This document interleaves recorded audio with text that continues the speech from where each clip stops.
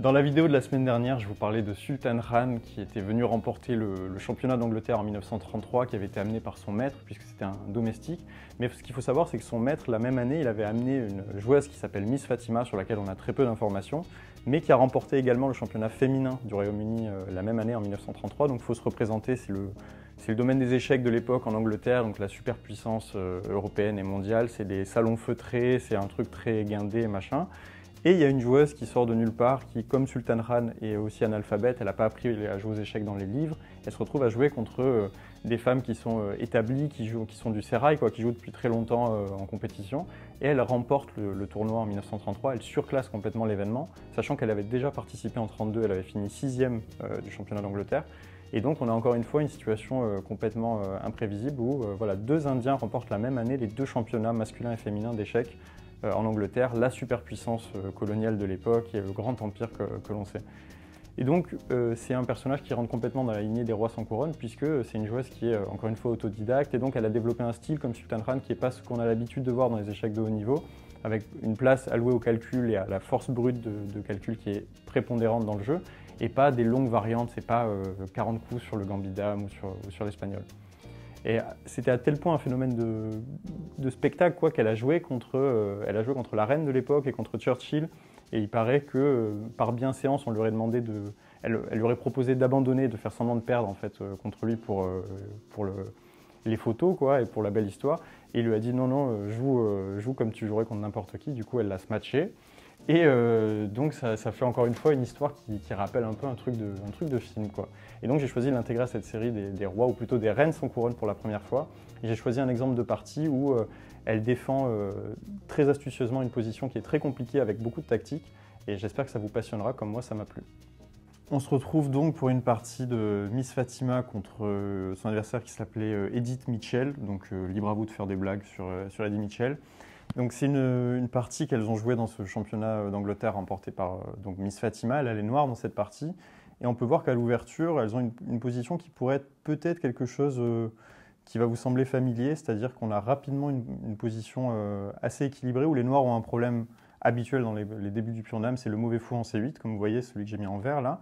Mauvais fou, pour ceux qui ne savent pas ce que c'est le fou qui est en prison. C'est le fou qui est mis en cellule par ses propres pions, donc là en l'occurrence le centre qui est sur blanc. Et dans cette position, on peut voir que les blancs ont aussi un fou qui n'est pas terrible en C1. Et les blancs vont justement essayer de libérer ce fou-là. Ils vont jouer E4. E4, les noirs ont pris en E4, cavalier prend, fou prend. Et d'un coup, la position s'ouvre un peu.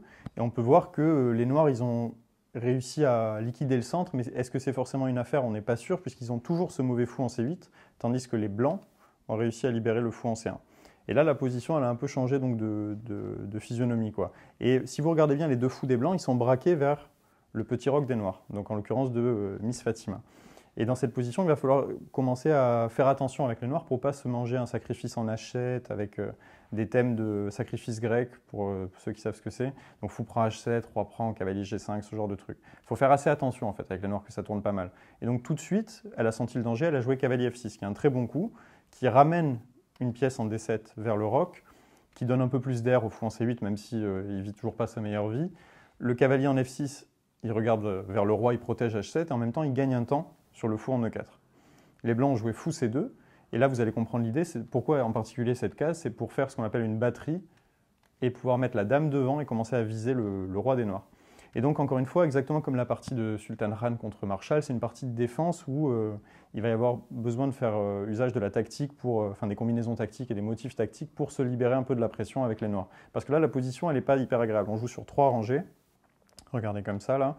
On joue sur 3 rangées, on a ce mauvais fou, on n'a pas moyen de se libérer. Les leviers, du coup, c'est ce qu'il faut chercher théoriquement dans ces moments-là, c'est-à-dire les leviers, c'est les percées de pions pour challenger le centre. Donc soit E5, soit C5, pour donner un peu de vie à la position. Mais on peut voir que E5, ça ne va pas être facile à faire, parce que si on commence à essayer de préparer E5, en jouant par exemple tour E8, les blancs, ils pourront peut-être un jour mettre une pièce en E5, ils peuvent jouer tour E1.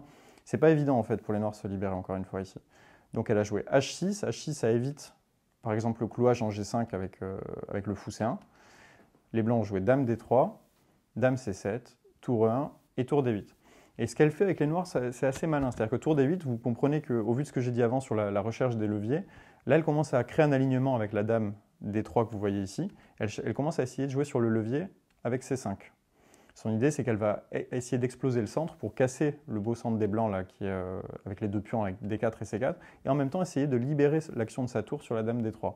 Et là, on commence à voir qu'elle ne se laisse pas faire du tout, que ce n'est pas une défense passive en fait avec les Noirs, et qu'il commence à y avoir du ressort dans la position. Ça fait un peu penser aux positions des joueurs de françaises. Je ne sais pas s'il y a des joueurs de françaises qui vont regarder cette vidéo, mais pour ceux qui ne savent pas, c'est une ouverture qu'en général, que les gens prennent très à cœur. Moi-même, j'ai joué à la française très longtemps. C'est une ouverture où on est c'est comme si on était dans un appartement microscopique. On a très peu de coups, on a très peu de levier, mais on a beaucoup de ressorts dans la position, quoi. Tour D8, donc, les Blancs jouaient Dame C3 parce qu'ils ont senti qu'il y avait cet alignement qui pouvait être malsain et qui pouvait poser un problème sur la Dame en D3. Et là, maintenant, on en profite pour frapper au centre, C5. Et C5, ça vient donc dynamiter l'avantage des Blancs, puisqu'on a identifié que c'était ça qui crée l'avantage des Blancs, c'est l'avantage d'espace, le centre, etc. On vient de dynamiter ça pour essayer de libérer chez nous nos pièces qui sont un peu enfermées et restreintes. D prend C5, Fou prend C5, et là, on rentre dans la phase tactique un peu de la partie, puisque son adversaire a joué le coup Fou prend H6. Et sur Fou prend H6, on dirait qu'il y a un problème, que les Noirs ont raté quelque chose, puisque si elle avait tout simplement mangé le fou en H6 qu'elle avait repris, on voit qu'il y a cet alignement-là qui pose problème. C'est-à-dire que si on mange là, après Dame prend F6, on dirait qu'on va avoir un souci avec les Noirs, qu'on a perdu du matériel, qu'on a perdu un pion, mais pas n'importe lequel, puisque c'est celui qui était devant le roi, et qu'en plus de ça, on va se faire agresser mortellement en H6 après, puisqu'il y aura le fou de case blanche, le cavalier, la dame, peut-être la tour qui pourra passer, on va se faire mater en fait dans cette position. Donc c'est plus grave encore que juste perdre un pion. Fou prend H6, en fait, elle a gardé son sang-froid dans la position avec les Noirs, et exactement comme Sultan Khan, elle a calculé, elle a essayé de trouver un moyen tactique de résoudre le problème qui se posait devant elle. Et là, je vous laisse mettre en pause la vidéo si vous voulez chercher par vous-même le moyen pour les Noirs de s'en sortir. Elle a trouvé une ressource qui est formidable ici. Elle a joué Fou prend F2 échec. Fou prend F2 échec, en fait, c'est à la fois un coup de défense, mais c'est aussi un coup d'attaque. C'est ce qu'on va voir avec la suite de la partie, puisque son idée, c'est quoi? C'est qu'elle veut attirer le roi des Blancs sur la case F2. Si elle l'attire sur la case F2, parce que là, elle fait fourchette, hein, d'ailleurs, elle attaque le roi et la tour, donc le sacrifice ne peut pas être refusé dans de bonnes conditions. Roi prend, cavalier G4, échec, et cavalier prend H6. Et qu'est-ce qui s'est passé? En fait, le pion qui avait disparu ici, il a été échangé contre le pion F2, mais surtout, ce qui s'est passé, c'est qu'on a échangé ce fou en C1 qui nous posait problème, qui nous attaquait sur le roi, on l'a échangé contre notre propre fou, on a un peu allégé la pression qui pesait sur nos pièces. Et on peut voir qu'elle a réussi à récupérer cette pièce en H6 sans faire de gros trous dans la protection du roi. Et ça, c'est essentiel puisque c'était l'objectif des Blancs, c'était de complètement casser la chaîne de pions qui protégeait le roi de Miss Fatima avec les Noirs. Cavalier E5, et là, en fait, c'est un peu... La partie va rapidement basculer, les Blancs vont jouer quelques coups un peu mous, et très vite, vous allez voir que elle se met à attaquer sur les cases noires, en fait, puisque ce qui manque, c'est ce fou que les Blancs ont échangé malgré eux, en pensant le sacrifier pour gagner en H6. En fait, ils ont juste échangé ce fou qui était essentiel pour la défense des cases noires. Et si vous regardez bien, le pion qu'on a croqué tout à l'heure avec les Noirs, c'était le pion F2, qui protégeait le roi sur cette diagonale-là. Après cavalier G4, on contrôle cette case-là, mais on contrôle aussi cette case-là. On menace une attaque de mat avec Dame prend H2. Donc cavalier G4, elle a joué Dame H3 avec les Blancs. Et Dame H3, en fait, c'est un peu le début de la fin, puisque, comme je vous disais précédemment, les Blancs, ils sont affaiblis sur cette diagonale-là, en fait. Et ce que les Blancs ont raté, c'est le coup Dame C5. Et Dame C5, la partie est terminée, en fait, puisque là, soit le roi part se cacher en H1, et dans ce cas-là, on va gagner la Dame, avec cavalier F2, échec, fourchette, soit le roi part en F1, et là, ça sent le mat, en F2.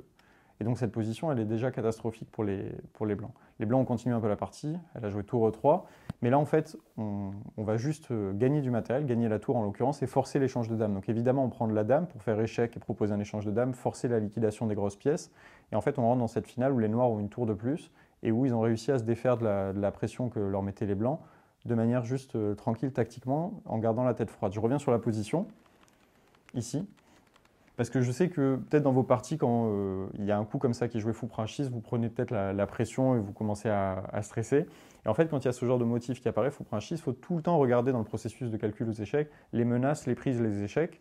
Et si on commence par ça, en fait, plutôt que se dire le seul coup que j'ai à disposition, c'est pion prend et je vais me faire massacrer parce que mon roi est complètement à poil, en fait, on peut essayer de réfléchir à l'envers et se dire qu'est-ce qui se passe si je prends d'abord sur échec en F2, puisque c'est le seul coup qui fait échec dans la position. Et si on commence par trier les coups comme ça, on va voir apparaître ce motif-là.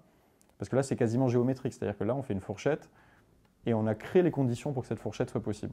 Et c'est exactement comme ça qu'elle a réfléchi, c'est comme ça qu'elle a réussi à sauver sa partie et à marquer une victoire importante puisqu'elle a gagné ce championnat d'Angleterre. Voilà, donc une partie qui pour moi s'inscrit à fond dans cette lignée des reines sans couronne pour la toute première des joueuses qu'on a suivies.